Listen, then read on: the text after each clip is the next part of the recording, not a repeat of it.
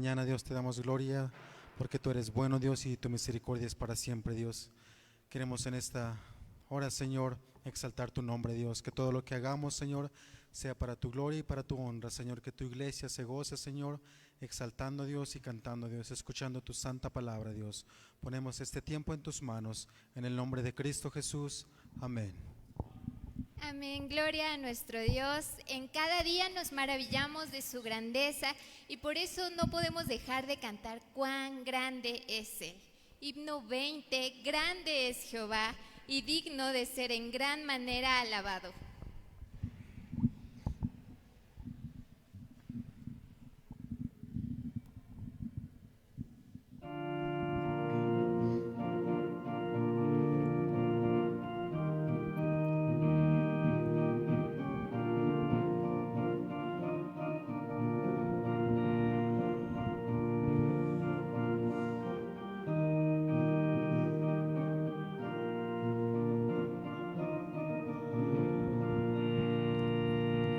Señor mi Dios, al contemplar los cielos, el firmamento y las estrellas mil, al oír tu voz en los potentes truenos y ver brillar el sol en su cenit, mi corazón entona la canción, cuán grande es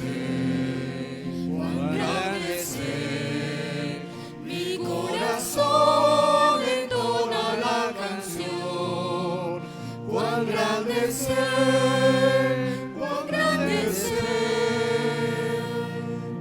Al recorrer los montes y los valles y ver las bellas flores al pasar, al escuchar el canto de las aves y el murmurar del claro manantial, mi corazón entona la canción, cuán grande es Él, cuán grande es Él, mi corazón entona la canción, cuán grande es Él, cuán grande es Él. Cuando recuerdo del amor divino que desde el cielo al Salvador envió, aquel Jesús que por salvarme vino y en una cruz sufrió por mí, murió, mi corazón entona la canción, cuán grande es Él, cuán grande es Él, mi corazón entona la canción, cuán grande es Él, cuán grande es Él. Cuando el Señor me llame a su presencia, al dulce hogar, al cielo de esplendor, le adoraré cantando la grandeza de su poder y su infinito amor. Mi corazón entona la canción, cuán grande es Él, cuán grande es Él, mi corazón entona la canción, cuán grande es Él, cuán grande es Él.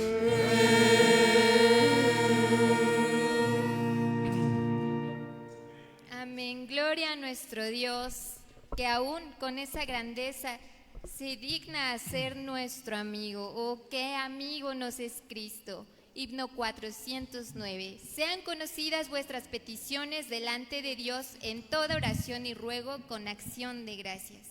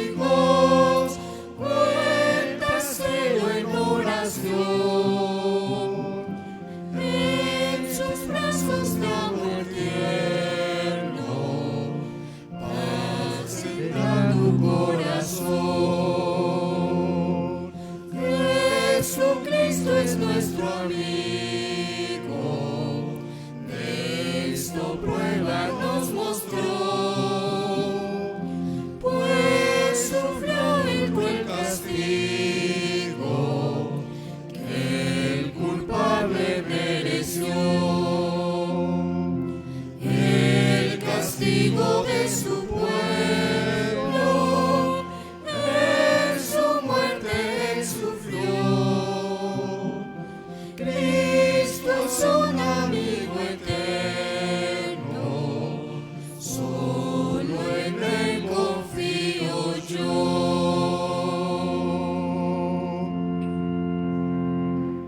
Amén. Les invito a abrir sus Biblias, mis hermanos. Vamos a leer juntos Primero de Reyes, capítulo 17, versículos 1 al 16. Primero de Reyes, capítulo 17, versículos 1 al 16.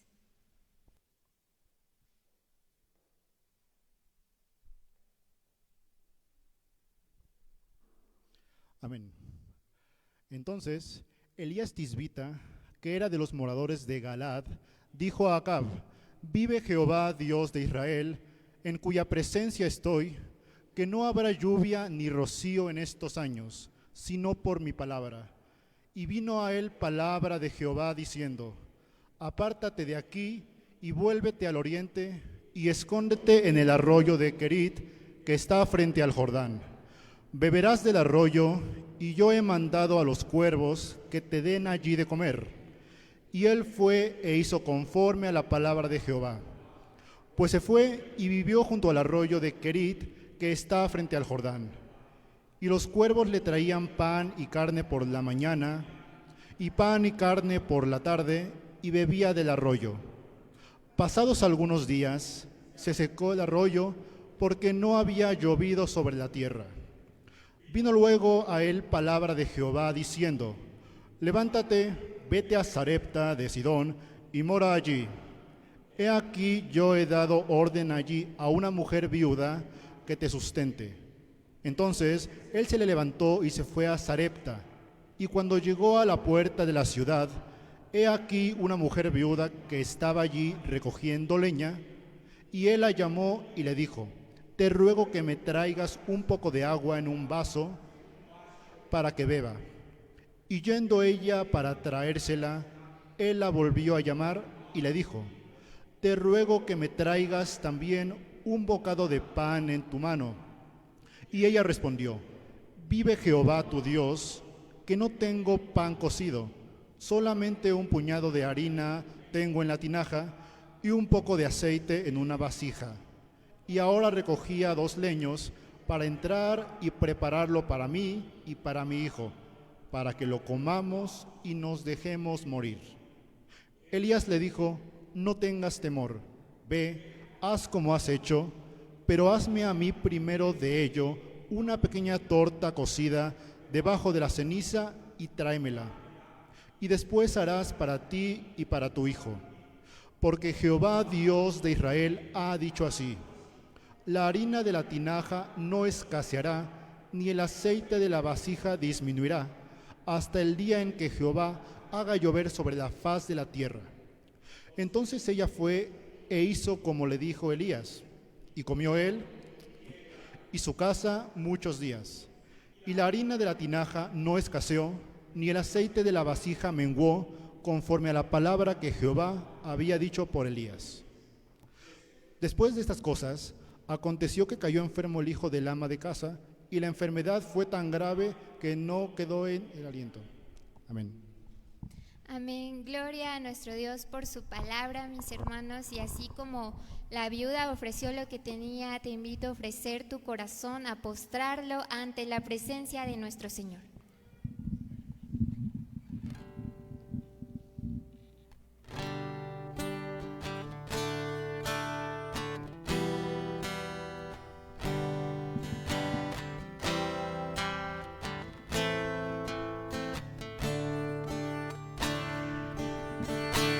Estar en la presencia de tu divinidad y al contemplar la hermosura de tu santidad,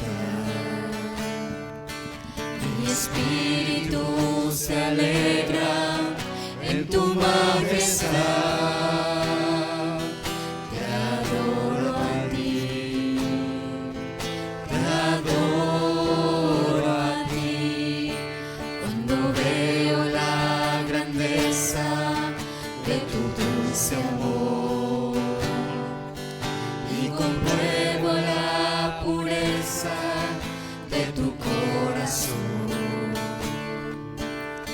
espíritu se alegra en tu majestad.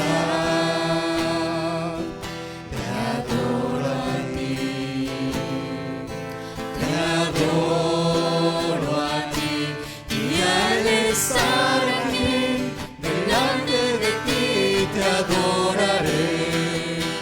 Postrado ante ti, mi corazón te adora, Dios, y siempre quiero estar para adorar y contemplar tu santidad. Te adoro a ti, Señor, te adoro a ti.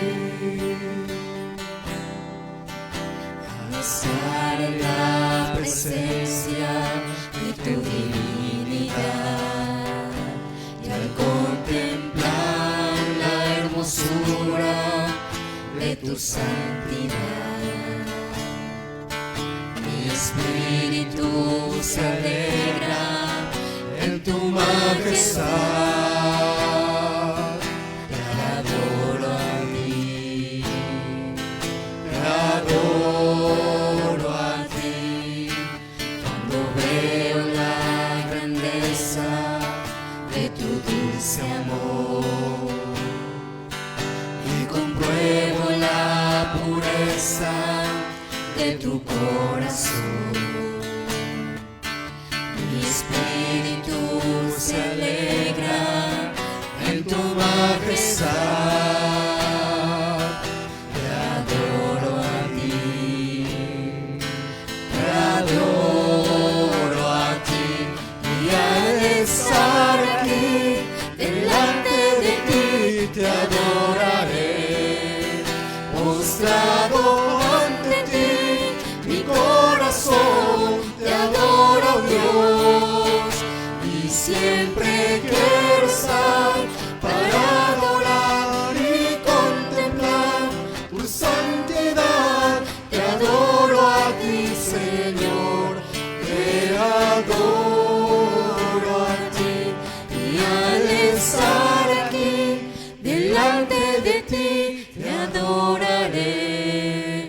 Postrado ante ti, mi corazón te adora, Dios, y siempre quiero estar para adorar y contemplar tu santidad. Te adoro a ti, Señor, te adoro a ti, y al estar aquí delante de ti te adoraré. Postrado ante ti, mi corazón te adora, Dios, y siempre quiero estar para adorar y contemplar tu santidad. Te adoro a ti, Señor, te adoro a ti, te adoro a ti, Señor, te adoro a ti. Amén. Gloria a Dios. Solamente a Él podemos adorarlo y confiar en su misericordia y su gracia, porque así como la viuda, ¿qué reservamos aquí, mis hermanos? Aquí no somos dueños de nada. Gloria a nuestro Padre, porque tenemos vida eterna y tesoros en el cielo, porque no valemos por lo que poseemos aquí.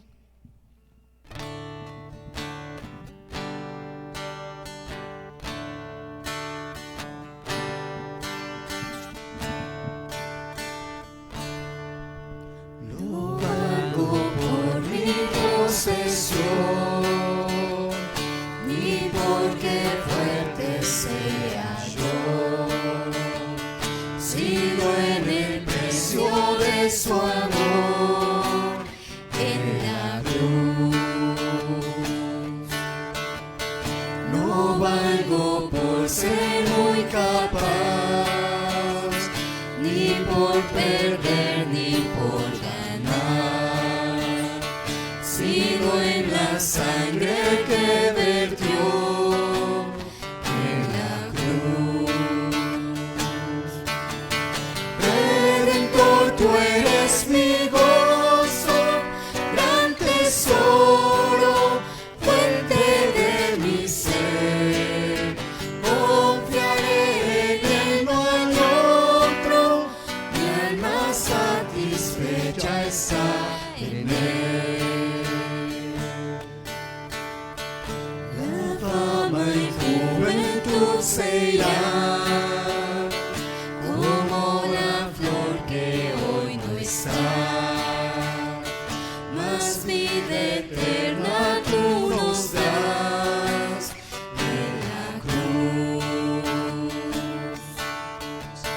Yo no me jactaré en saber, ni en opulencia ni en poder, mas yo me jactaré en Jesús y en la cruz. Redentor, tú eres mi gozo, gran tesoro, fuente de mi ser. Confiaré en él, no hay otro, mi alma satisfecha está en él. Esa verdad confieso, de dignidad indigno soy. Tengo valor pues me compró en la cruz. Redentor, tú eres mi gozo, gran tesoro, fuente de mi ser. Confiaré en él, no hay otro, mi alma satisfecha está en él. Redentor, tú eres mi gozo, gran tesoro, fuente de mi ser. Confiaré en él, no hay otro, mi alma satisfecha está en él. Está en él, está en él.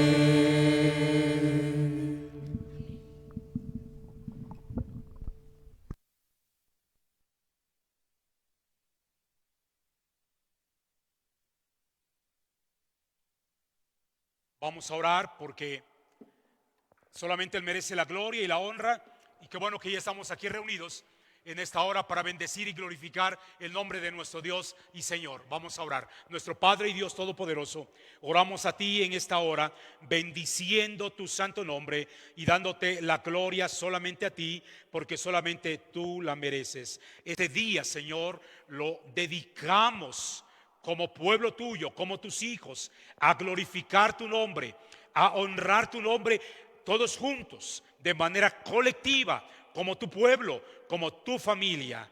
Y nos da, Señor, a nosotros un gran regocijo el saber que tu presencia maravillosa e incomparable está allí, como dice tu palabra, en la alabanza de tu pueblo. Gracias, Señor, por tu presencia, y gracias por tu palabra, que pueda, Señor, en nuestros corazones dar fruto.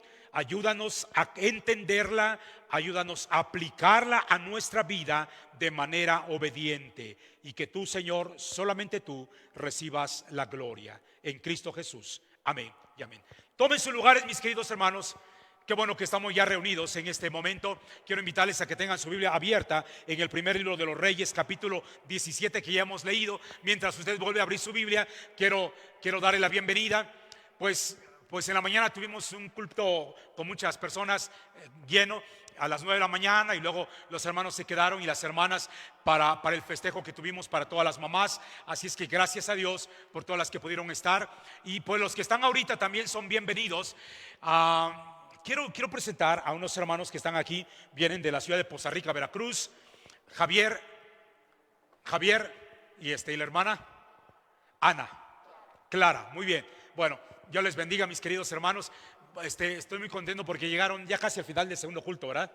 Y ellos dijeron: hermano, nos queremos quedar al culto. Entonces se quedaron al convivio de las mamás y luego decidieron permanecer al segundo culto. Es una gran bendición, ¿verdad? Gracias a Dios. Nos da gusto que estén con nosotros, pero me dio más gusto saber que ellos vienen para quedarse. No sé desde cuándo ya estén radicando en Puebla, pero ya tienen un año radicando en Puebla. Miren nada más, pues bueno, ya se aclimataron entonces, ¿verdad?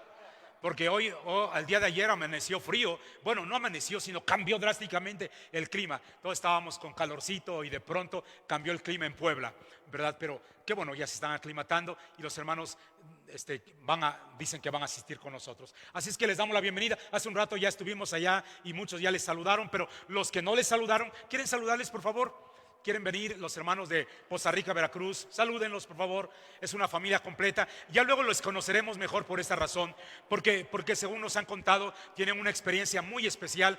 El joven Javier, tuvo una experiencia de padecimiento de cáncer durante un buen tiempo y gracias al Señor, el Señor le ha sanado.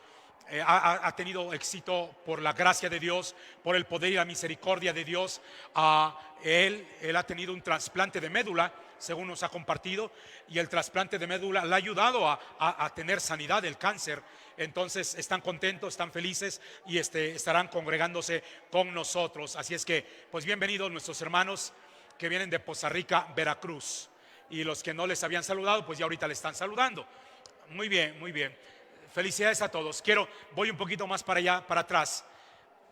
Hoy, qué bueno que todavía estamos algunos que podemos pasar y saludarles.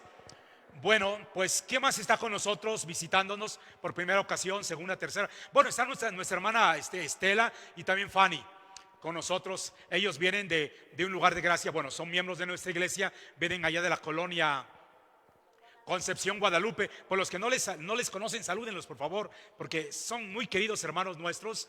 En el culto de las 9 estuvo el hermano Tomás y su esposa Andrea, estuvieron ellos, y ahora vienen nuestros hermanos, son de nuestra misión, de un lugar de gracia. Así es que bueno, vengan, salúdenles mis hermanos, que ellos se sientan como en casa también. Y si ustedes quieren acercarse, mis hermanos, pueden acercarse más también. Y mis hermanos que bueno, también ya han venido en otra ocasión, ¿verdad? ¿O es la primera vez? A ver, díganos de dónde vienen.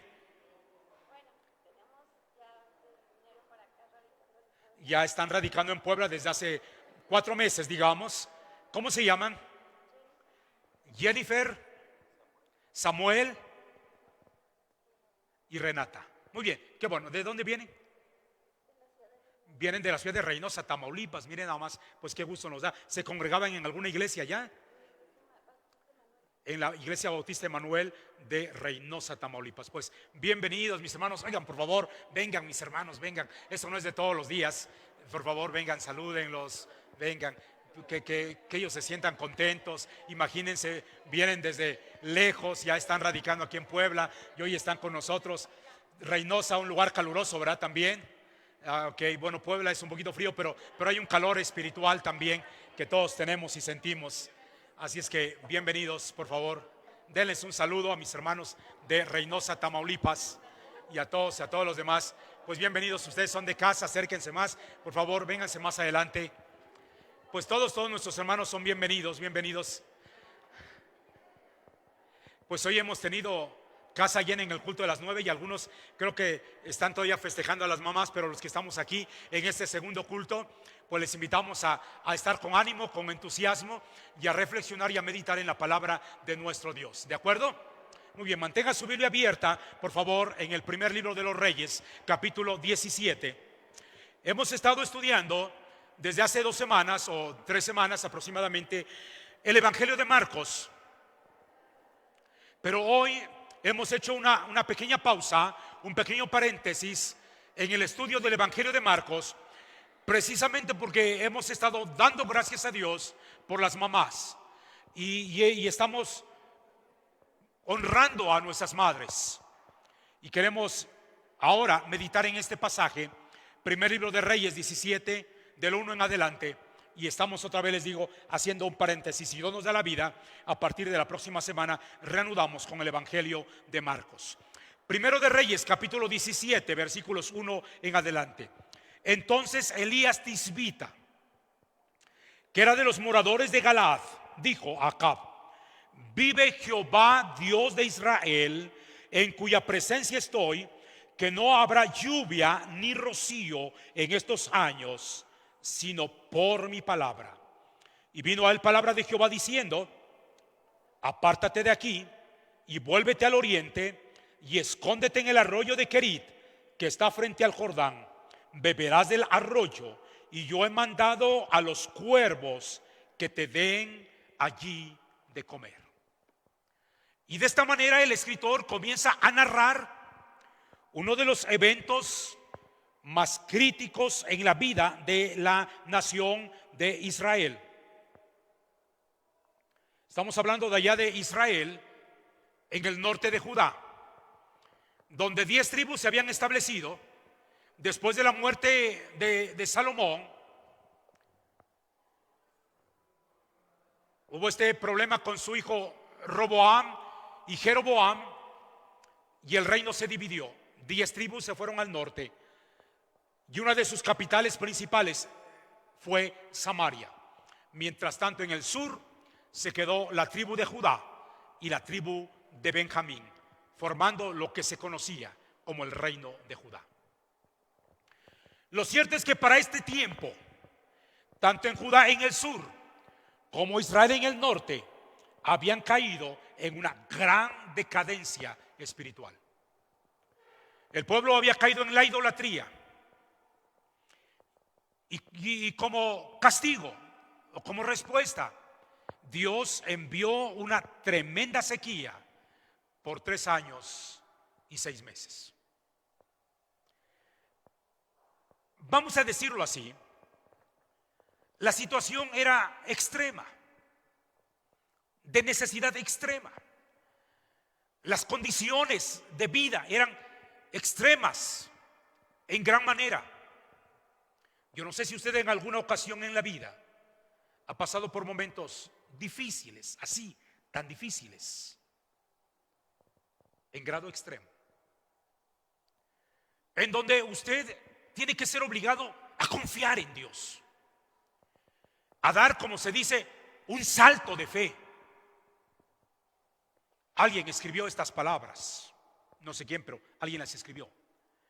La vida está hecha de decisiones valientes, de saltos al vacío con el corazón temblando, pero con la fe firme.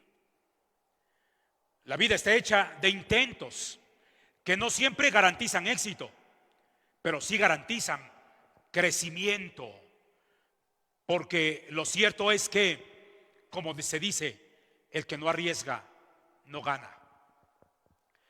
Quien solamente vive en la comodidad esperando que todo sea perfecto para actuar, finalmente termina atrapado en la inercia, sin movimiento, sin propósito, sin alma. El miedo al fracaso puede parecer seguro, pero también se convierte en la cárcel de los sueños. Cada paso que tú das fuera de tu zona de confort te convierte en creador de tu historia, de una historia que se escribe cada día. Sí, es cierto, puedes caer, pero también puedes levantarte y puedes comenzar de nuevo, y aún puedes volar. Puedes perder, pero también puedes ganar lo que nunca te imaginaste. La grandeza no está reservada para los valientes de nacimiento, porque de hecho no hay personas valientes de nacimiento, sino que la grandeza está reservada para los que se atreven a intentarlo una y otra vez a pesar del miedo. Se atreven a confiar, a poner su fe en Dios en momentos o en situaciones de necesidad extrema.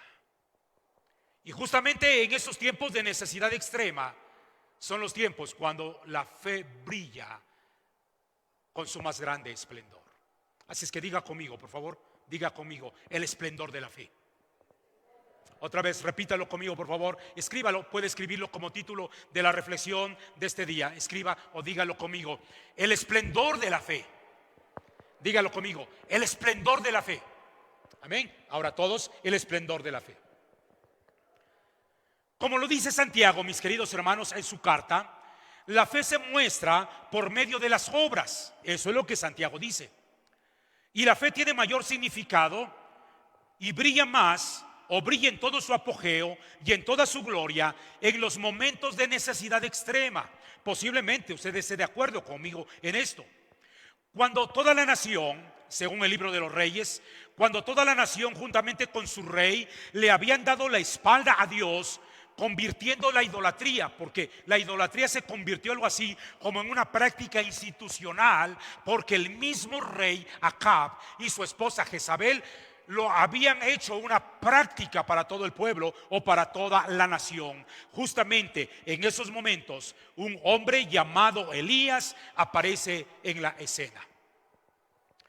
No se dice, ni el libro de los Reyes, ni ningún otro libro de los profetas o del Antiguo Testamento mencionan el momento cuando Elías fue llamado al ministerio profético como otros profetas. No se menciona ese momento cuando Dios apareció a Elías para llamarle, para que fuera su profeta o su vocero. No. Simplemente un día apareció Elías en la escena. ¿Y en qué escena apareció Elías? Dígalo. En la escena más caótica de la historia de la nación de Israel. En los momentos de gran decadencia espiritual, cuando toda la nación se estaba inclinando ante Baal y ante Acera y ante los dioses de todos los pueblos de alrededor. ¿En qué momento hace su aparición Elías? En los momentos de la más grande crisis económica, en medio de la más grande hambruna, en medio de la más grande sequía, es decir, en medio de una necesidad en extremo. Como no se dice nada de cuándo él fue llamado, tampoco se dice nada de su muerte, porque simplemente dice la Biblia que un día le entregó su capa a Eliseo y él se fue al cielo. ¿En qué? ¿Alguien se acuerda? En un carro de fuego. Gracias. Porque Dios se lo llevó en un carro de fuego. ¿Sí? Y no vio muerte. Muy bien. En ese momento aparece Elías en la escena. Dios había levantado a un hombre, a él, a Elías. Era un hombre de oración, diga conmigo, un hombre de oración. Un hombre de fe, repita, un hombre de fe, de valor, de obediencia y de sensibilidad espiritual para restaurar la fe y el culto a Dios en una época de decadencia espiritual. No solamente el problema estaba en la decadencia espiritual y en la idolatría, sino que para este tiempo la unidad de Israel comenzaba a resquebrajarse y guerras internas en Israel, al norte de Judá, comenzaron a surgir. Es decir, era un tiempo de hostilidad constante y además era un tiempo en que los reyes comenzaban a hacer alianzas con los pueblos paganos, y estas alianzas con los pueblos paganos dieron como resultado el florecimiento y el predominio de la idolatría en Israel. Estoy tratando de contarles los antecedentes o el contexto en el cual sucede este relato. ¿De acuerdo? El rey Acab, el rey que surge en ese tiempo en Israel, el rey Acab se casó con Jezabel. Ustedes saben quién fue Jezabel, ¿verdad? ¿Alguien se acuerda de Jezabel? ¿Quién fue Jezabel? No. La esposa del rey Acab, una tremenda mujer, ¿no? Malvada mujer. Diabólica, podríamos decir. Y el rey Acab se casó con Jezabel, que era hija del sacerdote y rey de Sidón, es decir, un pueblo pagano. Ella, Jezabel, era amante de sus dioses. Los introdujo a Israel e introdujo en Israel el abominable culto a Baal y a Acera. Ella sostenía, ella alimentaba, sustentaba, pagaba a 450 profetas de Baal y a 400 profetas de Acera allá en Israel, cuya capital estaba en Samaria. Inició entonces una atroz persecución en contra del culto a Jehová, al punto de casi erradicarlo. Estoy tratando de decirles cuáles eran las circunstancias o la situación que prevalecía en ese tiempo.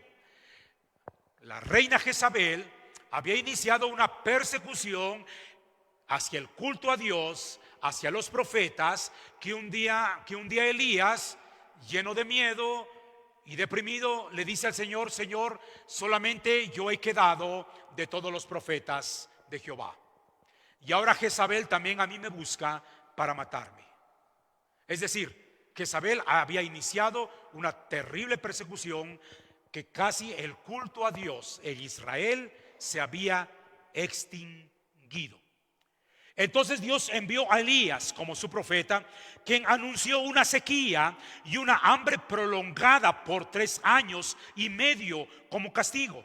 Quiero por favor, ya tienen ahí Primero de Reyes 17:1. Entonces Elías Tisbita, que era de los moradores de Galad, dijo a Acab: vive Jehová, Dios de Israel, en cuya presencia estoy, que no habrá lluvia ni rocío en estos años, sino por la palabra de Jehová. Ahora quiero invitarle por favor a que busque Santiago capítulo 5 versículos 17 y 18. Vaya al Nuevo Testamento y busque también Santiago capítulo 5 versículos 17 y 18, donde el apóstol Santiago hace referencia a este acontecimiento. A ver, búsquelo por favor, 17 y 18. Dice: Elías era un hombre como sujeto a pasiones semejantes a las nuestras. Lloró fervientemente para que no lloviese. ¿Y qué dice que sucedió? Y no llovió ¿por cuánto tiempo? Sobre la tierra por 3 años y 6 meses. Y oró otra vez. ¿Y qué pasó, mi hermano? Y el cielo dio lluvia y la tierra produjo fruto. Elías era un hombre de oración y oró para que no lloviese. Y durante este tiempo, dice la palabra del Señor, que Elías experimentó la provisión de Dios. Estoy en Primero de Reyes 17, del 1 adelante. Quien lo alimentó junto al arroyo de Querit con pan y carne por la mañana y por la tarde. Es decir, dice el pasaje que ya leímos, que Dios mandó a los cuervos que le dieran de comer cuando el arroyo se secó. ¿Qué hizo Dios cuando el arroyo se secó? Entonces lo envió a Sarepta de Sidón, donde había ordenado a una mujer viuda que tenía un hijo para que alimentara o sustentara a Elías durante este tiempo de sequía. Mucha atención, por favor. Una gran decadencia espiritual, tremenda idolatría en toda la nación de Israel. Luchas internas o guerras internas en todo Israel. Una tremenda sequía por 3 años y medio, porque Dios estaba castigando a su pueblo porque le habían dado la espalda. ¿Sí? ¿De acuerdo? En ese tiempo Dios levanta a un hombre llamado Elías. Era un hombre de fe, era un hombre obediente, era un hombre de oración y era un hombre con corazón sensible a la palabra del Señor. Y cuando sucede todo esto, Dios los lleva al arroyo de Querit, donde él puede tomar agua y donde los cuervos lo alimentan por la mañana con pan y carne y por la tarde con pan y carne. Usted dirá, bueno, yo así hasta yo también resisto cualquier sequía que venga, ¿no? No importa el tiempo que sin lluvia, si Dios me va a alimentar mañana y tarde con pan y carne, no hay problema, todo está bien, ¿verdad? Lo cierto es que nosotros no hemos enfrentado una situación tan terrible como esta. Yo no sé si alguno de ustedes ha estado o ha vivido en algún tiempo de sequía extrema. ¿Alguna vez le ha tocado a usted? Yo no recuerdo en la historia de México que hayamos pasado por una sequía así. Hace unos días estábamos preocupados y quejándonos porque no había lluvias y el calor estaba creciendo muy intenso. Y de pronto, ¿verdad? Cuando pensábamos que se iba a prolongar, hace unos días comenzó a llover aquí en Puebla. Gracias a Dios por ello. Pero no hemos enfrentado una situación extrema o de algún otro tipo. Hemos tenido terremotos muy fuertes en nuestro país, pero ninguno que podamos decir que ha sido tan fuerte así, que nos ha llevado a una tremenda situación de necesidad extrema. Vemos lo que sucede en otros países, tal vez solamente, pero nosotros no lo hemos vivido. Hay algo aquí tan interesante, mis queridos hermanos, que dice que cuando el arroyo se secó, Dios envió a Elías a Sarepta de Sidón, donde además también había mandado u ordenado a una viuda para que lo alimentara. Primero mandó a los cuervos que lo alimentaran por la mañana y por la tarde con pan y carne, y ahora lo envía a Sarepta de Sidón, a la casa de una viuda pobre, para que lo alimentara. Ahora quiero por favor que nos ubiquemos rápidamente en Sarepta de Sidón. En medio de esta gran sequía, en medio de esta gran hambre, que podamos nosotros contemplar la silueta de esta mujer debilitada por el hambre y abrumada por el desaliento. Miren ustedes a esta mujer cómo salió tambaleándose de su casa rumbo al campo para terminar la última tarea de ese día y después entregarse a la muerte. ¿Cuál era la última tarea de ese día que esta viuda de Sarepta de Sidón habría de emprender ese día? Salir al campo, buscar 2 leños que pudieran servirle para cocinar un poquito de harina que tenía en la tinaja, con un poquito de aceite que tenía en la vasija, y luego hacer una pequeña torta para comerla ella y su hijo, y luego entregarse a la muerte. Dice la palabra del Señor que el Señor envió a Elías. No hacía mucho tiempo que el esposo de esta mujer había muerto, y ahora ella y su hijo, en una tremenda escasez de comida, también se preparaban para morir. Pero ese día, la viuda de Sarepta de Sidón no imaginaba siquiera que en ese tiempo de mayor necesidad o necesidad extrema, Dios iba a entrar en acción y se iba a revelar a ella e iba a mostrarle a ella su poder, su gracia y su misericordia. Queridos hermanos y amigos, digan por favor conmigo, hermanas, mamás que están aquí, digan conmigo por favor. Ese día, ese día, esta viuda no imaginaba. Ese día esta viuda no imaginaba, o esta madre no imaginaba, que Dios iba a entrar en acción para que en medio de su necesidad extrema revelarle a ella su poder, su misericordia y su gracia. ¿No es hermoso eso? Quiero que rápidamente piensen ustedes, mamás, en aquel momento de necesidad extrema en la que ustedes se han encontrado, de esos momentos de angustia, de dolor, de desesperación, en esos momentos de crisis familiar, de crisis moral, de crisis matrimonial, de crisis espiritual, de crisis financiera, de crisis económica. En esos momentos cuando la desesperación había hecho presa de sus corazones o de sus pensamientos, y no imaginaban que ese día Dios habría de entrar en acción para mostrarles ¿qué cosa? Su misericordia, su amor, y para revelarse a ustedes. Si usted quiere escribir, escriba por favor, escriba número 1, escriba número 1. En situaciones extremas, Dios nos pide obediencia y nos da una promesa. En situaciones extremas viene Dios y nos da 2 cosas. Primero, ¿qué hace? Nos da un mandato para obedecer, y luego nos da una promesa. Diga por favor conmigo, repítalo. En momentos de necesidad extrema, Dios nos da 2 cosas. Primero nos da un mandato para obedecer, y luego nos da una promesa. Otra vez, un mandato para obedecer y también una promesa. Muy bien, ¿ya lo escribió? De acuerdo. Miren lo que dice el pasaje, que entonces Elías ese día llegó cuando toda la región había sido afectada por la sequía, y dice el pasaje que llegó, vio a esta mujer y le pidió un vaso de agua.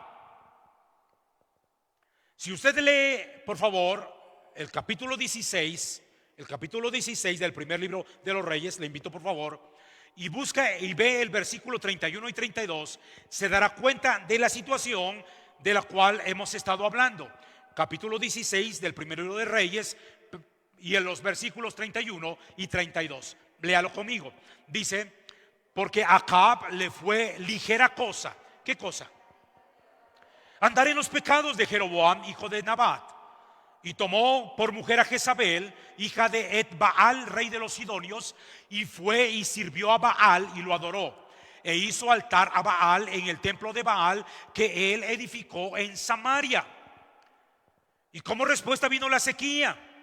Pero déjeme decirle, La respuesta, la sequía vino no solamente como respuesta de Dios a la idolatría de su pueblo, sino vino también como respuesta a la oración de Elías, que estaba relacionada con lo que Dios ya había hablado o había advertido a su pueblo.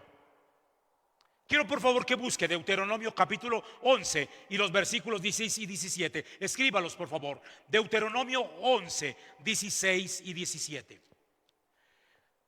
Dios mira la idolatría de su pueblo y decide enviar una sequía. ¿Sí? Bien. Pero también el profeta Elías, que entra en acción en ese tiempo, en esos momentos de crisis espiritual de su pueblo, hace una oración a Dios. Y la oración que él hace, escúchame bien, la hace en concordancia, la hace en armonía, la hace en congruencia con lo que Dios ya había advertido a su pueblo antes de llevarlos a la tierra prometida. Muy bien, vean Deuteronomio, capítulo que le dije, capítulo 11 y versículos 16 y 17, cuando Dios está hablando a su pueblo antes de entrar a la tierra de Canaán. Leamos juntos, dice: guardaos pues que vuestro corazón no se infatúe, y os apartéis y sirváis a dioses ajenos, y os inclinéis a ellos, y se encienda el furor de Jehová sobre vosotros. Y mire ahí, subraye eso por favor. Dice: y cierre los cielos y no haya lluvia, ni la tierra dé su fruto, y perezcáis pronto de la buena tierra que os da Jehová. Otra vez, ¿cuál era la advertencia que Dios había dado a su pueblo antes de entrar a la tierra prometida? No se vuelvan necios. No adoren a los dioses de los pueblos paganos. Si ustedes lo hacen y se apartan de mí, van a provocar la ira de Jehová. ¿Y qué va a hacer Dios? Va a cerrar los cielos para que no haya lluvia. ¿Y qué más? Y la tierra no va a dar fruto. ¿Y qué va a pasar con el pueblo? El pueblo va a perecer. Eso es lo que Dios había dicho a su pueblo antes de entrar a la tierra prometida. De pronto llega Elías en medio de esta situación de decadencia espiritual, y como Elías era un hombre de oración, y como Elías era un hombre de oración, ora a Dios. Pero la oración de Elías va en relación, va en armonía, va en concordancia con lo que Dios ya había dicho a su pueblo en su palabra. Elías no estaba pidiendo a Dios que castigara a su pueblo. Elías solamente le estaba diciendo a Dios: Señor, mira la maldad de tu pueblo.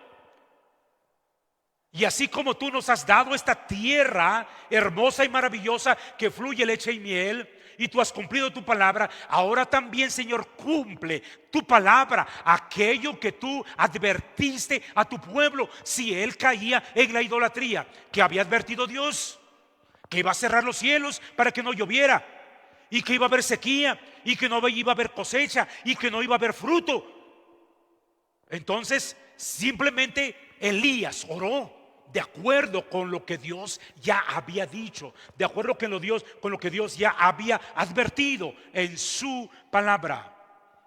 Y por 3 años y medio, la economía, la producción de toda la nación se trastornó.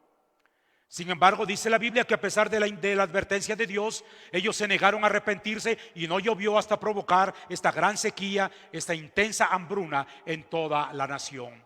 Me llama mucho la atención que en medio de estas situaciones Dios bendice al profeta, lo protege y lo alimenta. Primero ahí junto al arroyo de Querit y después en la casa de una viuda. Cuando usted y yo somos hijos fieles de Dios, Él va a usar todo aquello que para nosotros incluso sea insignificante para sustentarnos, para bendecirnos, para protegernos y para alimentarnos. Elías no solamente era un hombre de oración, Elías era un hombre obediente a Dios. Elías era un hombre fiel a Dios. Diga conmigo, hermanos, diga conmigo, por favor. Dios quiere que seamos personas fieles a Él, obedientes a su palabra y fieles en la oración. La verdad es que el Señor, en medio de esta situación tan crítica, primero en el arroyo de Querit y luego en la casa de una viuda, lo cuida, lo sustenta y lo alimenta. Esto me enseña a mí, por supuesto, que en medio de cualquier necesidad y en medio de cualquier situación, por muy crítica que ésta sea, cuando yo soy o usted es un hijo fiel para Dios, entonces Dios va a usar hasta los riachuelos y las aves que usted no se imagina para alimentarnos y para protegernos. Amén. Por supuesto que ahora ya no tenemos los ríos que existían antes, ¿verdad? ¿Ustedes se acuerdan de los ríos que había en su pueblo? Yo me acuerdo que en mi pueblo había ríos tan caudalosos, con agua tan cristalina, que yo me acuerdo cuando era niño iba a la casa de mis abuelos y de mis tíos, me llevaban al campo, llevábamos el almuerzo al campo con mi abuela, y después de que ya ayudábamos ahí un poquito en el campo, mis tíos me decían: si quieren pueden meterse allá al río a nadar, a bañarse. Pues el río estaba a unos metros y eran ríos tan hermosos, tan caudalosos, tan bonitos, tan cristalinos, que nos gustaba meternos al río a bañar. Un día los ríos se secaron. Un día los ríos se contaminaron. Un día los ríos se convirtieron en basureros. Un día, por la irresponsabilidad humana, los ríos se secaron. Pero había tiempos en que los ríos eran caudalosos y de agua cristalina, de tal manera que Elías se acercó al arroyo de Querit y Dios le dio de beber del arroyo. Estando ahí junto al arroyo, Dios mandó a los cuervos que le alimentaran y le dieran pan y carne en la mañana y en la tarde. Lo interesante es esto, que no importa lo que sea, Dios puede usar el riachuelo más insignificante o el que sea, como a las aves más insignificantes, para bendecir a sus hijos, para cuidar a sus hijos, para sustentar a todos sus hijos fieles a Él, aún o en medio de las situaciones más extremas. ¿De acuerdo? Yo no sé, allá por Veracruz, pues Veracruz tiene ríos muy caudalosos y muy, ¿cómo se dice? Caudalosos, ¿no? Y dan ganas de estar ahí, ¿no? Cuando hace calor. Pero ¿saben qué? Dios puede usar aún el pantano más sucio, si Él quiere, para sustentar y bendecir a sus hijos. Aquí lo importante de todo esto es que en necesidades extremas Dios va a usar lo que Él quiera usar para bendecir a sus hijos que son fieles a Él. Dice el versículo 5, estamos otra vez, vuelva a Primero de Reyes, capítulo 17. Dice el versículo 5: y Elías fue e hizo conforme a ¿qué? Subráyelo. Y Elías fue e hizo conforme a la palabra de Jehová. Subraye el término Querit, por favor. Querit. Porque Querit significa apartado o también significa separado. Por favor, subraye el término Querit. Querit significa apartado o separado. Y mire cómo el Señor lo llevó a Querit, a un lugar apartado y separado, donde Dios tuvo comunión con él y donde lo sustentó y donde lo alimentó en tiempos de necesidad extrema. Bien, vayamos adelante. Cuando el arroyo se secó, Elías solamente confió en el Señor y siguió sus instrucciones, porque dice que entonces lo envió a Sarepta de Sidón. Sidón era la tierra de Jezabel. ¿Recuerda usted? ¿De dónde había venido Jezabel? De Sidón. ¿Y a dónde envía el Señor a Elías? A Sidón, a la tierra de Jezabel, a una comunidad llamada Sarepta. Ahora, déjeme decirle, por favor, escriba, Sarepta. El término Sarepta significa horno o crisol. ¿Ya lo escribió? Sarepta, ¿qué significa, mi querido hermano? Sarepta significa horno o significa crisol. Porque Dios lo llevó a Sarepta de Sidón. Se dice que Sarepta de Sidón era un pueblo pesquero de Fenicia al norte de Israel. No lo llevó el Señor a la casa de una persona rica o acaudalada donde él pudiera estar con comodidad. Lo envió a la casa de una viuda pobre con un hijo en necesidad extrema. Y dice el versículo 10, subraye, y entonces él, otra vez la obediencia, y entonces él se levantó y se fue a Sarepta. ¿Puede usted, querido hermano, imaginarse lo desolador del terreno, del ambiente? ¿Alguna vez usted ha vivido en alguna ocasión, alguna experiencia de catástrofe y necesidad extrema? Lo cierto es que esta mujer viuda no tenía nada. Juntamente con su hijo estaban a punto de morir de hambre. Dice el pasaje, tenían un poco de harina y un poco de aceite. Pero en Sidón,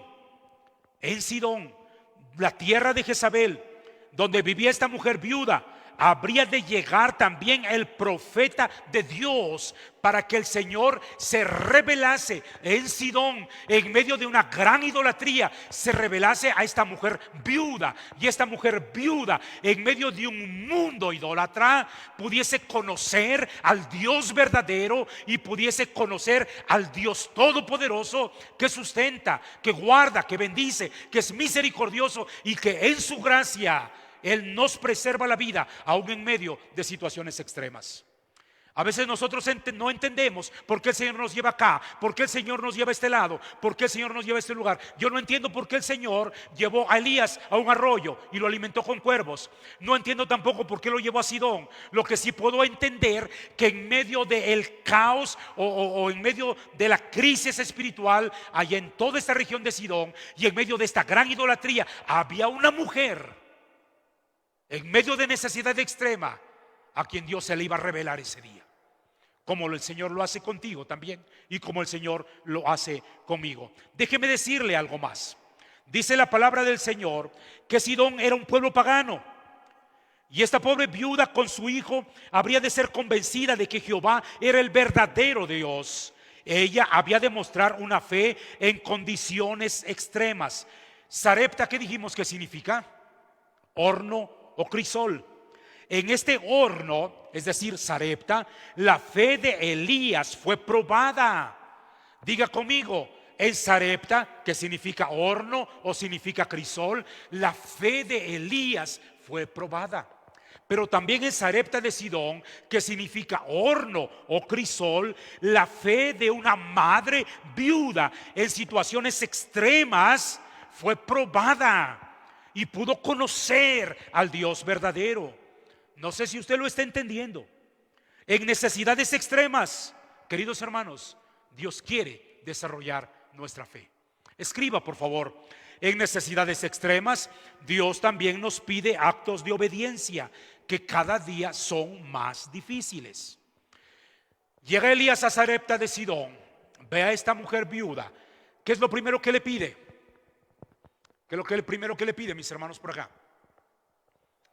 Agua. Muy bien, gracias. ¿Tienes un vaso de agua que me puedas dar, por favor? ¿Qué dijo la mujer? Sí, y se fue a buscar el agua. Yo no sé si usted lo entienda. ¿Cómo es posible que en medio de una gran sequía una mujer pueda tener agua para ella, para su hijo y todavía para darle a un, ¿cómo se dice?, a un transeúnte, a un viajero, a un extranjero, a un hombre extraño que la saluda en la calle y le dice: oye, dame por favor de beber, o tráeme agua para beber? Tal vez era la única agua que le quedaba para ella y para su hijo, pero dijo: está bien. Obedientemente fue por el agua. Apenas había avanzado un poco para traer el agua, cuando entonces Elías le dice: oye, mujer, detente, no solamente quiero que me traigas agua, por favor tráeme una torta, tráeme un pan para comer. Y es entonces cuando la mujer reacciona, ¿verdad? ¿Qué le dice? Solamente tengo un poco de harina en la vasija y un poco de aceite en la botija. Y en este momento estaba juntando 2 leños para cocinar una pequeña torta, comérmela yo y mi hijo y luego entregarnos a la muerte. Y tú quieres que yo te dé pan. ¿De dónde lo voy a sacar? ¿Qué le dijo Elías? Repita, ¿qué le dijo Elías? Ve, haz como has dicho, cocínalo, pero tráeme primero a mí y luego come tú y tu hijo, porque Dios ha dicho en este día: nunca escaseará la harina de la vasija ni el aceite de la botija hasta el día cuando Dios haga llover sobre esta ciudad. ¿Y qué hizo la mujer? Simple y sencillamente se dio la vuelta y fue a hacer lo que el profeta le había dicho. Entendamos que era una mujer pagana, Entendamos que era una mujer que no conocía a Dios, al Dios de Israel, al Jehová, Dios de los ejércitos. Pero en ese día mostró una fe obediente. Otra vez diga conmigo, en medio de las situaciones extremas, Dios nos pide obediencia. Dios nos pide actos de obediencia. Dios quiere que tengamos una fe obediente. ¿De acuerdo? ¿Sí? Hay momentos en que Dios nos está pidiendo en medio de situaciones extremas que nosotros hagamos algo, que seamos nosotros obedientes a Él y a su palabra. Déjeme decirle algo más. Primero fue un vaso de agua, luego fue una torta. El desafío de obediencia fue aumentando, fue creciendo en grado de intensidad paulatinamente. Algo más, ve el versículo 14. En necesidades extremas, Dios también nos da una promesa. Subraye por favor y lea otra vez el 14, aunque le parezca repetitivo. Quiero que lo vuelva a leer y a leer y a leer otra vez. Versículo 14. ¿Cuál es la promesa? ¿Cuál es la promesa, mis hermanos? Porque Jehová, Dios de Israel, ha dicho así: la harina de la tinaja no escaseará, ni el aceite de la vasija disminuirá, hasta el día en que Jehová haga llover sobre la faz de la tierra. Hasta ese tiempo, en medio de grandes de situaciones extremas, Dios viene y nos da una promesa. Agregue también esto: en necesidades extremas, Dios nos desafía a arriesgarnos. Nos pide una fe que arriesga. A ver, diga, en situaciones extremas, Dios también nos pide, ¿qué cosa? Arriesgarnos. Hay un dicho por ahí que dice: el que no arriesga no gana. Diga conmigo, el que no arriesga no gana. ¿Ha escuchado usted eso? ¿Y a qué se refiere eso? ¿Ha conocido usted personas que un día se convirtieron en grandes empresarios, en grandes comerciantes, en personas ricas, en personas millonarias, cuando arriesgaron lo poquito de capital que les quedaba para iniciar o para emprender un negocio? ¿Se acuerda usted conoce usted de alguno de ellos? Posiblemente usted mismo o usted misma. ¿Se acuerda usted, mamá, en aquella ocasión cuando no tenía nada, pero dijo: solamente tengo esta moneda, o solamente tengo estas 2 blancas, como la viuda pobre, y dijo: pero las voy a invertir, y que Dios bendiga esta inversión? Cuando usted dijo: pues no tengo nada más que hacer, solamente tengo aquí pues unas hortalizas sembradas en el jardín de la casa, voy a arrancarlas, el epazote, el cilantro y no sé qué más, y voy y las vendo. Y las vendió, y el Señor comenzó a bendecir su vida y su casa. ¿Se acuerda usted? Hay muchas personas que no han salido de la condición en la que se encuentran y que han permanecido en ese estado. Óigame bien, hay personas que han permanecido durante mucho tiempo en ese estado o en esa condición, incluso a veces de escasez y de miseria, porque no han querido arriesgar nada. Esta mujer arriesgó. Esta mujer tenía fe. Esta mujer no solamente tenía fe obediente, sino que además ella tenía una fe que arriesga. El Señor le estaba diciendo, versículos 13 al 16, por favor, lea conmigo. Dice: Elías le dijo: no tengas temor. ¿Qué más? Ve, haz como has dicho, pero hazme a mí primero de ello una pequeña torta cocida debajo de la ceniza y tráemela, y después harás para ti y para tu hijo. Porque Jehová, Dios de Israel, ha dicho así: la harina de la tinaja no escaseará, ni el aceite de la vasija disminuirá, hasta el día en que Jehová haga llover sobre la faz de la tierra. Ahora mire el 15. Entonces ella fue e hizo como le dijo Elías, y comió él y ella y su casa muchos días. ¿Por qué razón? Porque confió en la palabra de Dios, porque fue obediente a la palabra de Dios, pero además su confianza era tal que estuvo dispuesta a arriesgarlo todo. ¿Qué es lo que tenía? ¿Ha ido usted en alguna ocasión? ¿Ha ido usted en alguna ocasión muy hambriento a algún lugar donde de pronto llega y lo primero que encuentra es un puesto de memelas aquí en Puebla, que hay por todos lados, ¿no? Y un día yo recuerdo que llegué a un puesto de memelas, no estaba mi esposa, y entonces llegué y le dije: oiga, ¿ya no tiene memelas o algo? Pues no, dice, mire, ya nada más me queda esta bolita de masa y es lo único que me queda. Le digo, pues hágamela, aunque sea una memelita chiquitita, una picadita, ¿no? Y me dice la señora, ay, es que esa la estaba guardando para mis pollitos, para mis gallinas. Le digo, pues démela, véndamela, aunque me cobre el doble.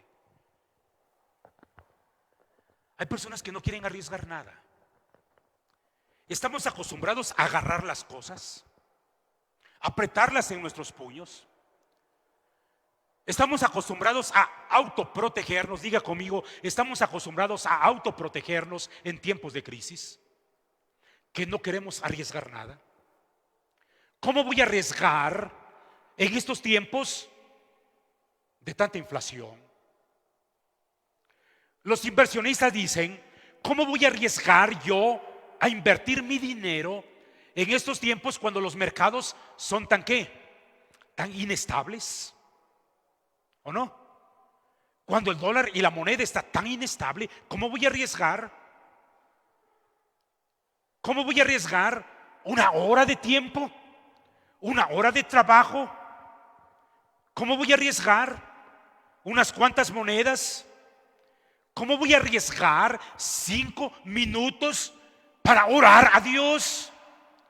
¿Cómo voy a arriesgar de mi tiempo tan valioso y de mis ocupaciones tan grandes? ¿Cómo voy a apartar una hora para ir y sentarme y aburrirme allí en un templo? ¿Cómo voy a arriesgar 20 minutos para abrir la Biblia y leer la Biblia y leer lo que dice Dios? Hay mucha gente que no quiere arriesgar nada, ni una moneda, ni un minuto para Dios, ni nada de tiempo para Dios, ni los dones, ni las habilidades, ni el potencial que Dios le ha dado para que le honre y le glorifique o para bendecir la vida de otros. Nos hemos convertido en personas demasiado, ¿qué cosa?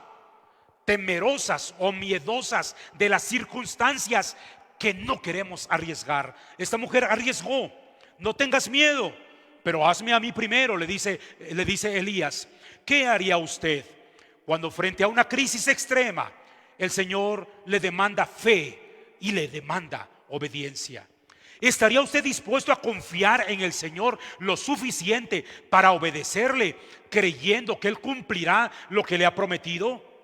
Déjeme decirle, querido hermano, y especial usted mamá que está con nosotros en este día, déjeme decirle, Dios quiere ayudarle aún en esa situación o aún en esa condición de necesidad extrema en la que usted se encuentra. Dígale a la persona que está junto a usted, si es mamá o no es mamá, de todos modos, dígale a la persona que está junto a usted, dile, Dios quiere ayudarte aún en esta circunstancia extrema en la que te encuentras.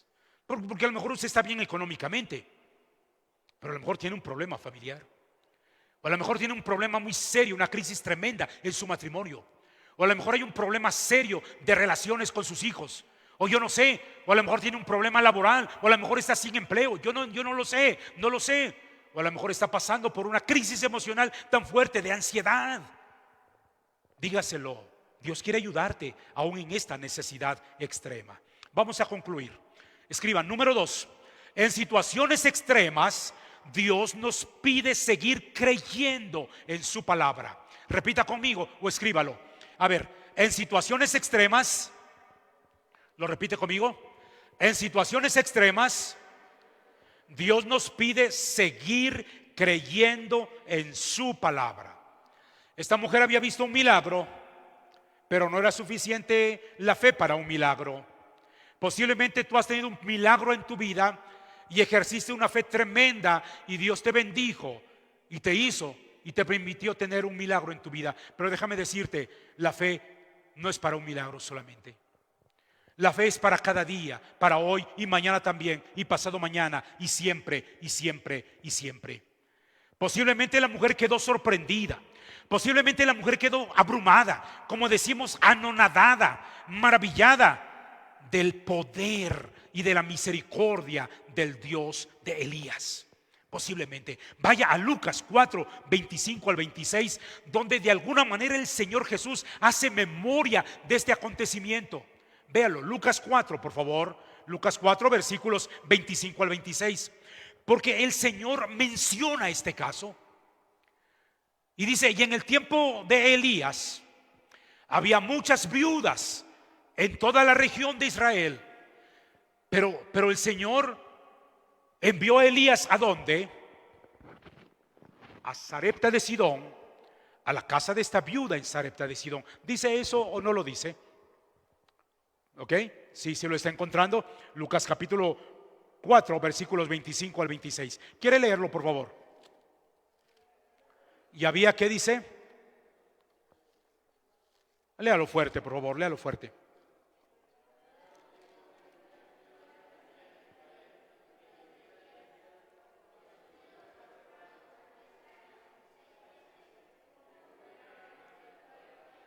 Pero a ninguna de ellas fue enviado Elías, sino a una mujer viuda en Sarepta de Sidón.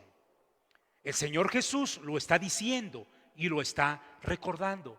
Había muchas viudas en situaciones extremas, pero Dios miró a esta mujer viuda y le mostró su gracia y le mostró su misericordia. Posiblemente esta mujer estaba así, con los ojos desorbitados. El Dios de Elías es el Dios en el que debemos de creer. Sin embargo, ella entendió ese día que la fe no es solamente para una ocasión. Diga conmigo, la fe no es solo para una ocasión. Otra vez, repítalo, escríbalo. La fe no es solo para una ocasión. Mientras tú y yo vivamos en este mundo, nuestra fe será probada para madurar en nuestra relación con Él. Hay algo maravilloso que nosotros podemos ver en esta viuda. No solamente su fe, que era obediente, ella, su hogar completo. El hogar de esta viuda era un hogar generoso. Diga conmigo, por favor, el hogar de esta viuda era un hogar generoso. ¿Está usted de acuerdo con eso o no? Entonces repítalo, el hogar de esta viuda era un hogar generoso. Es más, dígale al Señor: Señor, yo quiero que mi hogar sea un hogar generoso. Amén. ¿Era generoso o no el hogar de la viuda? Sí, mire, estuvo dispuesta a desprenderse del poquito de harina que tenía y del poquito aceite para darle al profeta. Escriba también: el hogar de esta viuda se convirtió en un hogar de fe. El hogar de esta viuda se convirtió en un hogar de fe. Amén, hermanas. Nuestro hogar debe ser un hogar o una familia que se distinga por una fe viva. Diga conmigo, una fe viva. Diga también, una fe dinámica.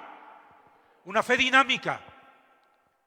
Una fe que se muestre por sus obras o por sus acciones. Una fe obediente. Una fe generosa. ¿Cómo va a ser eso? ¿Cómo va a ser eso? Cuando nosotros y cuando ustedes, mamás, por favor, comiencen a enseñar a sus hijos a través de su ejemplo la importancia de la fe en sus hogares. ¿De acuerdo? ¿Cómo vamos a tener hijos que tengan un corazón lleno de fe para Dios? ¿Cómo? ¿Cómo vamos a tener hijos que amen la oración? La verdad es que si hay personas y cristianos de oración, son las mujeres, ¿o no? Levante la mano aquí las mamás de oración. Sí, ok, gracias. Las mamás que oran, sí, por supuesto. Yo creo que no hay una sola madre que no ore y pase horas y horas de rodillas orando a Dios por los hijos, por los nietos, por los bebés, por el esposo, etcétera, etcétera, por la familia. ¿Verdad que sí? Tenemos que enseñar a nuestros hijos la importancia y el valor de la oración.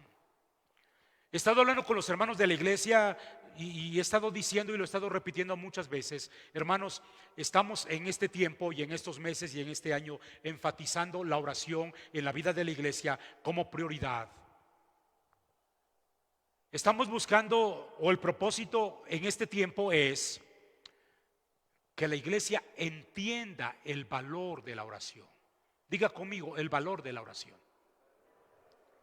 el peso de la oración, la trascendencia de la oración. Y por todos los medios y formas estamos tratando de ¿qué? De enseñar de la oración, promover la oración, hablar de la oración, invitar a la oración. Y no solamente eso, sino que estamos abriendo diferentes espacios para la oración. ¿Por qué razón? Porque queremos que la iglesia sea una iglesia de oración. Porque cuando la iglesia y los cristianos, los que formamos la iglesia, somos personas de oración, entonces somos una iglesia fuerte. Y entonces tenemos familias fuertes y tenemos hogares fuertes. Pero tenemos que orar. ¿Y cómo vamos a enseñar a los hijos a ser hijos de oración? Orando nosotros.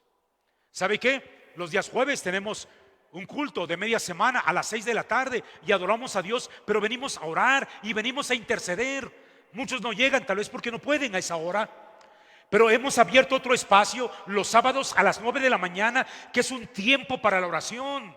Los sábados 9 de la mañana, de 9 a 11, y vienen varios hermanos, gracias a Dios, varones y mujeres, y oramos e intercedemos, y sí, también desayunamos, pero oramos y oramos. Estamos tratando de abrir diferentes tiempos y espacios. ¿Por qué razón? Porque la oración es importante, porque creer en Dios es importante, porque promover la fe en Dios y la confianza en Dios es lo más importante. No podemos descuidarlo. Y el próximo sábado, que no vamos a tener oración aquí, tendremos un retiro de oración en el Oasis de Agua Viva en Valsequillo, y lo estamos poniendo al alcance de todos para que muchos vayan a orar con nosotros. ¿Cuántos van a ir? ¿Cuántos ya se han anotado? Si usted no lo hace en su hogar, no lo enseña a sus hijos, no lo promueve en sus hijos, no es modelo de oración en la vida de sus hijos, un día sus hijos van a estar fuera de la casa, un día sus hijos van a crecer, un día sus hijos ya no van a estar junto a usted, y tal vez ellos digan: oye mamá, estoy en apuros, ora por mí, y tal vez usted ore por ellos. Pero sabe una cosa, no será suficiente si ellos no han aprendido la importancia de orar y si ellos no han aprendido a orar. De pronto hay una persona enferma y usted pone en el grupo de la iglesia de WhatsApp: hermanos, oren por mi familiar, oren por mi hijo, y todo mundo orando por su hijo, y eso está bien y lo seguiremos haciendo. Pero si usted no le enseña a su hijo a orar, y él no aprende a orar, y él no aprende a ser un hombre o una mujer de oración, todo será en vano. Esta mujer quedó sorprendida con el poder de Dios. Vio cómo el Señor respondía a la fe y a la oración de Elías. Su hogar se convirtió en un hogar generoso. Su hogar se convirtió en un hogar de fe obediente. Su hogar se convirtió además en un hogar desinteresado. Diga conmigo: su hogar se convirtió en un hogar desinteresado. Amén. Ya estamos terminando, pero repita conmigo: un hogar desinteresado. Otra vez, aunque parezca redundante, tenía un poquito de harina, un poquito de aceite, iba a hacer una masa para preparar una pequeña torta. ¿Para quién? ¿Para quién?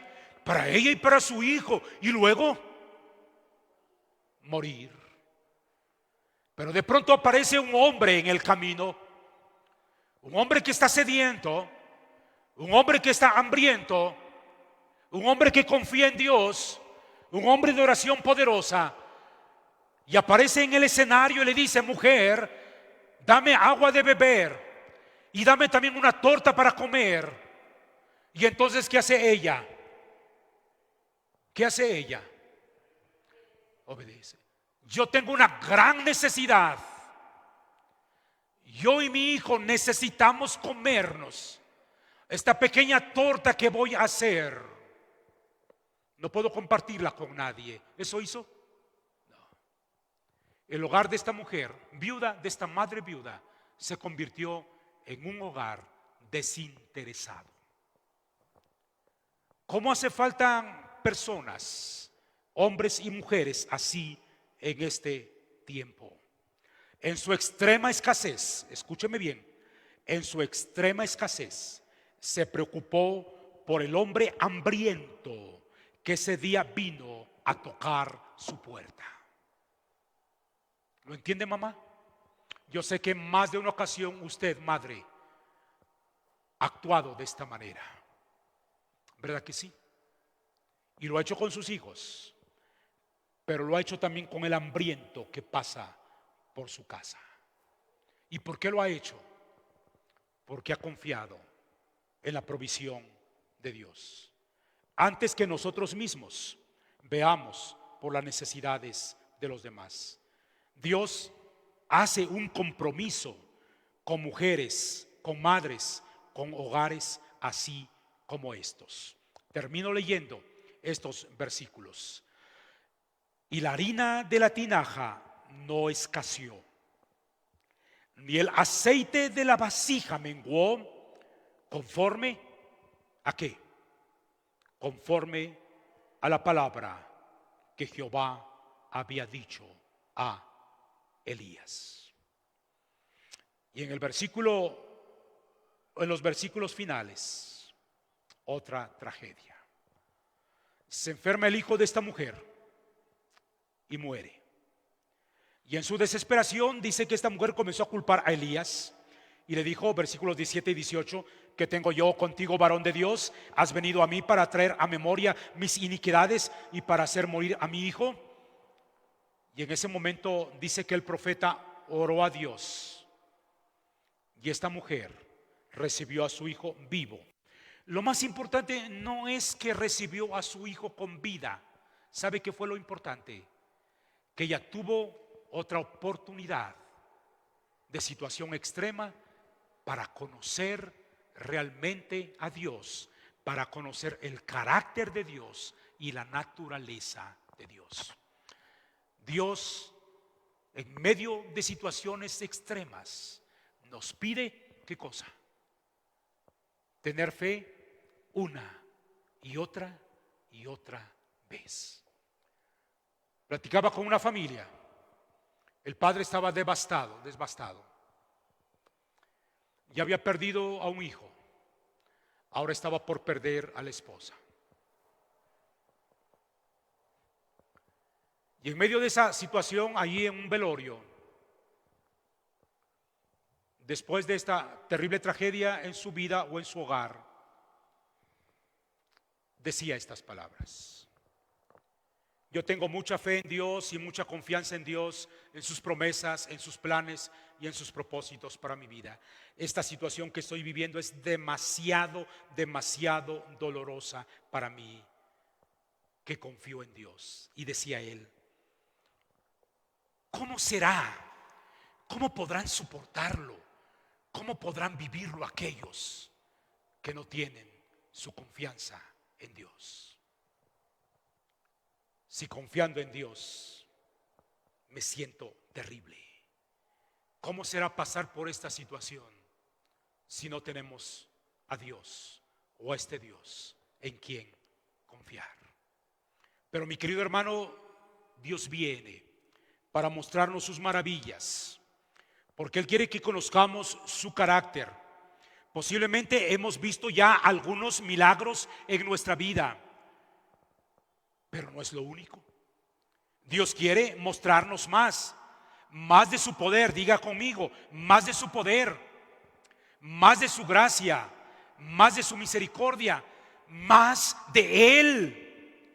Elías conocía a Dios, sabía lo que Dios podía hacer y oró a Dios, y entonces Dios le devolvió la vida a este hijo de esta mujer. Y cuando el hijo fue resucitado, los ojos de la mujer se abrieron a la verdadera naturaleza de Dios, al amor, a la misericordia y al poder redentor de Dios. Y en el versículo 24 ella declaró y dijo que la palabra de Dios era verdad.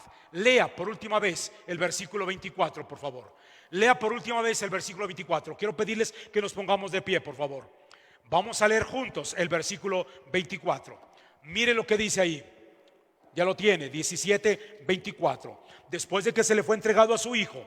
Versículo 23. Tomando luego Elías al niño, lo trajo del aposento a la casa y lo dio a su madre y le dijo: mira, tu hijo vive. Y entonces la mujer dijo a Elías, juntos: ahora conozco que tú eres varón de Dios y que la palabra de Jehová es verdad en tu boca. Ahora reconozco que tú eres varón de Dios y que la palabra de Dios, ¿qué es? Es verdad. Diga conmigo muy fuerte: la palabra de Dios es verdad. Otra vez, la palabra de Dios es verdad. La palabra de Dios es verdad. Cuando la mujer vio que la harina no escaseó y que el aceite no escaseó, entonces reconoció que Elías era un profeta de Dios y que la palabra de Dios era verdad. Ahora viene otra necesidad, viene otra prueba para su fe. Su hijo muere, el Señor le restaura la vida de su hijo, y entonces ella tiene otra experiencia donde puede ver mejor a Dios y lo puede conocer mejor, y entonces ella entiende que la palabra de Dios es verdad. Diga conmigo, mamá. Diga conmigo, mamá, las mamás que están aquí con nosotros en este día: la palabra de Dios es verdad. Dios es verdad. Dios quiere que las madres y sus familias crean en que la palabra de Dios es verdad. Amén. Dios quiere que las madres de familia crean que la palabra de Dios es verdad. Dios quiere que la palabra de Dios, mamás, sea la base de su fe. Que la palabra de Dios sea la base de su fe. Que la fe de ustedes no esté puesta en ninguna otra cosa. No en las palabras que le dice la comadre o que le dice a la vecina o la amiguita, sino que la fe de ustedes esté cimentada en lo que Dios ya ha dicho en su bendita palabra. Amén. Es importante porque Dios quiere también revelarse a ustedes cada día más y más. Por lo tanto, no dejemos que las circunstancias determinen nuestra percepción de fe ni nuestra confianza en Él. Diga conmigo: no voy a dejar, mamás, digan conmigo, no voy a dejar que las circunstancias determinen mi fe y mi confianza en Dios. Es decir, yo no voy a permitir que esta situación extrema me haga dudar de Dios. No, mi fe en Dios no depende de las circunstancias. ¿De acuerdo? Nuestra fe en Dios no depende de las circunstancias. No depende de qué tan bien o qué tan mal nos ha ido, qué tan buenos o qué tan sanos o qué tan enfermos estamos. No depende de qué tan ricos o pobres somos. No depende de las circunstancias. No depende de cómo estén los mercados y las bolsas de valores en estos días. No depende de los aranceles que Trump imponga. No depende de eso. No depende de eso. El éxito de tu vida, mamá, la victoria de tu vida, el triunfo de tu vida, la victoria de tu hogar, no depende de las circunstancias, depende de tu fe en Dios y de tu confianza en la bendita palabra de Dios. Amén. No dejes que las circunstancias te agobien y que sean esas las que determinen cuál es tu percepción de Dios. Queridas mamás, Dios nunca miente. Confiemos en sus promesas, no en nuestras fuerzas y recursos. Vamos a orar. Padre nuestro que estás en los cielos y que estás aquí con nosotros para bendecirnos. Gracias, Señor, porque podemos aprender de tu palabra que no hay ninguna situación, ninguna circunstancia, por extrema que sea, que nos pueda alejar de tu amor, de tu misericordia y de tu gracia. Gracias porque en tu palabra nos enseñas que en las circunstancias más difíciles de la vida tú quieres y tú esperas que la fe de tus hijos brille con esplendor. Gracias, Señor, por tu palabra. Gracias también por tus promesas. Permítenos ser obedientes a ella y permítenos vivir cada día, Señor, dependiendo de ti. Bendice a todas las mamás que están aquí en esta hora, y bendice a sus hijos, y bendice a sus esposos, y bendice a los padres, de tal manera, Señor, que todos juntos y unidos podamos acercarnos a ti para cimentar nuestros hogares, la vida de nuestras familias en aquello que tú ya nos has dicho en tu palabra. Recibe tú toda la gloria y toda la honra. Si hay alguna mamá enferma, en el nombre todopoderoso de Jesús, oramos, Señor, que sea sanada. Si hay alguna mamá angustiada, si hay alguna mamá o alguna madre aquí temerosa, con miedo, con angustia, en medio de opresión o en medio de ansiedad o depresión, en el nombre de Jesús oramos para que ella pueda sentir tu presencia, para que pueda ser fortalecida, para que pueda sentirse acompañada por ti y para que pueda saber cuánto tú le amas. Bendito seas, Señor, por siempre y siempre. Amén y amén. Tome su lugar, mi querido hermano, Dios le bendiga. Vamos a culminar con nuestro tiempo de adoración en este momento. Solamente vamos a recoger las ofrendas y luego estaremos cantando un hermoso canto y estaremos culminando. Les vuelvo a repetir mientras vienen mis hermanos que recogen las ofrendas. Les vuelvo a recordar, estamos próximo sábado no tenemos oración, los jueves sí, a las 6 de la tarde, pero el sábado estaremos en un retiro de oración o un retiro espiritual ahí en Valsequillo. Creo que ya se fue mi hermano Noé Rodríguez, con quien nos estamos anotando, pero ustedes tienen su teléfono y si no, pídanmelo, anótese con él o mándele el costo de la inscripción. A Valsequillo el campamento nos cobra 170 pesos por persona. Incluye el desayuno y todo el tiempo que podamos estar allí y disfrutar la estancia y la alberca y las canchas y todo lo demás.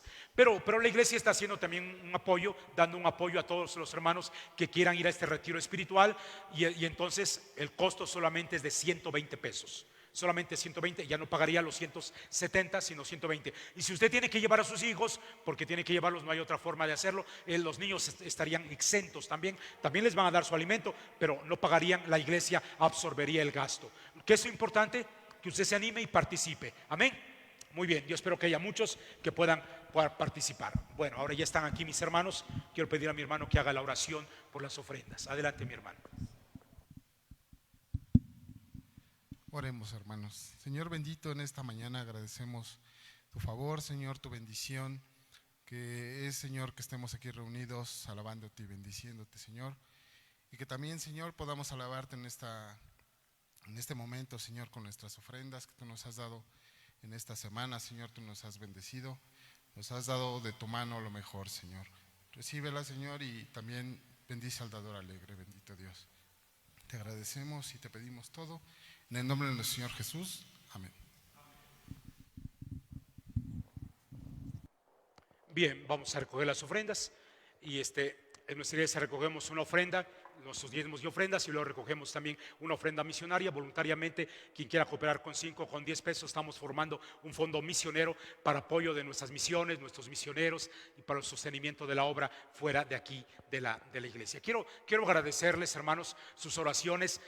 21 y 22 de junio tenemos la celebración de nuestro aniversario. Recuérdelo, por favor, 21 y 22 de junio. Estará con nosotros el presidente de la Convención Nacional Bautista de México, nuestro presidente, el pastor Constantino Varas, va a estar con nosotros. Desde el día sábado 21 va a estar presentando conferencias. Él quiere presentar lo que es la visión y el nuevo paradigma de la Convención Nacional, los nuevos proyectos de siembra de iglesias. De hecho, nos ha pedido que invitemos a las iglesias de toda la ciudad y de todo el estado y de otros estados cercanos para el sábado 21. Apóyenos en oración porque tendremos mucho trabajo y también mucha necesidad y muchos gastos. Y el día 22 estaremos teniendo la celebración de nuestro aniversario. Así es que preparémonos, apartemos esa fecha, por favor, 22 de junio. No dejemos de orar por todas estas necesidades que son tan importantes. En la mañana estaba compartiendo una noticia con los hermanos del culto de las 9, que debido a problemas que tuvimos, porque no teníamos de pronto a nuestro representante legal, nuestra contadora no estaba haciendo los pagos mensuales del ICR ante Hacienda, y ahora que ya ella puede tener la firma electrónica, ya hizo las cuentas, fue ante el SAT y le dijeron: está bien, usted es la Primera Iglesia Bautista de Puebla, tiene un retraso de varios meses, casi 2 años, y bueno, tuvimos que pagar porque hay que pagar lo que tenemos que pagar, pero solamente de ese gasto de retrasos fueron como 57,000 y tantos pesos que tuvimos que pagar de gastos. Se los comparto para que estén orando. Gracias a Dios se pagó, pero de pronto sí nuestras tesorerías se simbra un poquito, ¿no? Estemos orando porque el Señor siga bendiciendo y abundando. Pónganse de pie, mis hermanos queridos. Tenemos un culto a las 9 de la mañana cada domingo, le invitamos, y tenemos un segundo culto 11:40 de la mañana, y tenemos clases bíblicas para toda la familia a las 10:30 de la mañana cada domingo. Todos están invitados, que el Señor les bendiga, y a las mamás pues que sigan festejando con sus hijos y con la familia. Dios les guarde. Vamos a cantar este hermoso canto, sí, vamos a cantarlo todos juntos.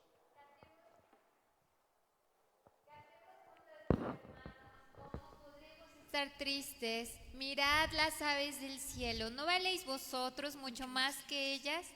Gloria a Dios, porque tenemos un Padre que nos sustenta.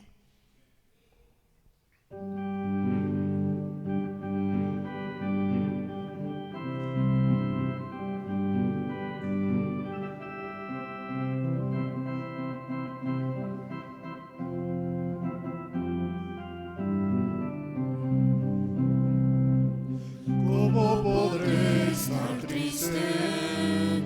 ¿Cómo entre sombras ir? ¿Cómo sentirme solo y en el dolor vivir? Si Cristo es mi consuelo, mi amigo siempre fiel, si aún las aves tienen seguro asilo en él, si aún las aves tienen seguro asilo en él. Feliz cantando alegre, yo vivo siempre aquí, si él cuida de las aves, cuidará también de mí. Nunca te desalientes, oigo al Señor decir, y en su palabra fiado hago el dolor huir. A Cristo paso a paso yo sigo sin cesar, y todas sus bondades me das sin limitar, y todas sus bondades por siempre me ha de dar. Feliz cantando alegre, yo vivo siempre aquí, si él cuida de las aves, cuidará también de mí. Siempre que soy tentado, o si en la prueba estoy, más cerca del camino y protegido voy. Si en mí la fe desmaya y sufro de ansiedad, tan solo él me levanta, me da seguridad.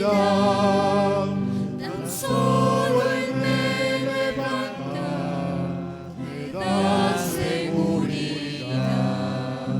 Feliz cantando alegre, yo vivo siempre aquí, si él cuida de las aves, cuidará también de mí, cuidará también de mí.